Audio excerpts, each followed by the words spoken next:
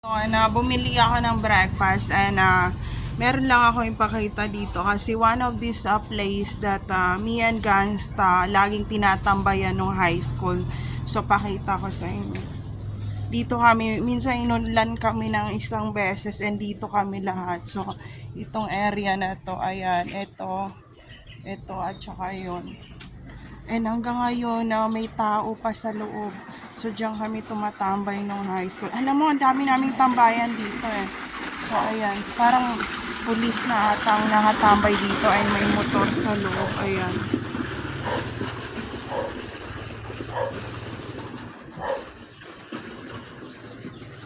So ayan, ito yung mga may number pa dito and may aso dito sa lugar na to. Ayan. May pa-satellite pa sa taas. So yan yung mga tambayan namin. So ngayon, iikot tayo sa hindi to pwede puntahan talaga ng hindi taga Cotabato City. So kung taga Cotabato City ka, i-challenge mo to na meron ditong Catholic na prayer meeting na ganyan.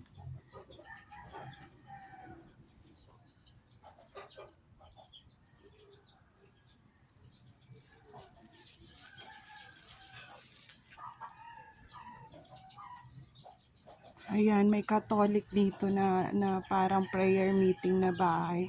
And ganyan siya. And dito yung dati na nagtatambay kami. And yan yung mga kapanahunan na jean smoker pa kami nung time na yan, nung high school. So shout out doon sa isang boss. Wag muna kayo, magtago muna kayo kung saan kayo ngayon. na wala akong matirhan ngayon. Pinagsasarahan nila ako ng bahay, ng pintuan. Pati anak ko, hindi ko na nakita. Magto 2 years ko nang hindi nakakita yung mag-ama ko. And hindi ko alam, sinasabi ng mga bantay na meron sumusundo sa kanila paglabas nila ng bahay. So, ito lang sinasabi ko, sineset up nyo ba ako? Walang pera dito. Hindi ganun kadali ang pag-withdraw ng pera, ha? Wag akong gawin yung tanga. Dito na ako tumanda sa lugar na to. Hindi ako aatras sa kahit anong laban. Walang kontabatenyos na duwag.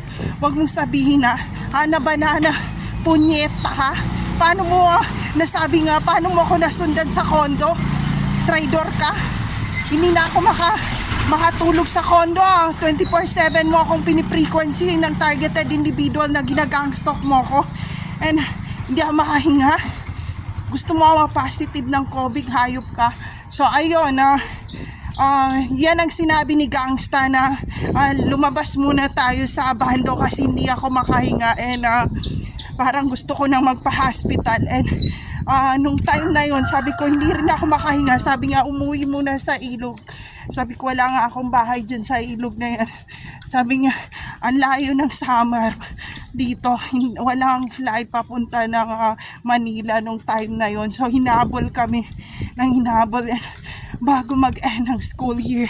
Siguro hinabol siya mag-isa and na out of coverage area siya. And Gangsta, magtago ka muna. Umili lang ako ng breakfast. So ayun, hanggang na 0 ay na-decline na ako ngayon. Ano ba, saan ba kami pupulutin sa panahon ngayon? Oh my God, hinihingal ako. So ayun, there's no safe place to all targeted individual out there. Take care always, everyone.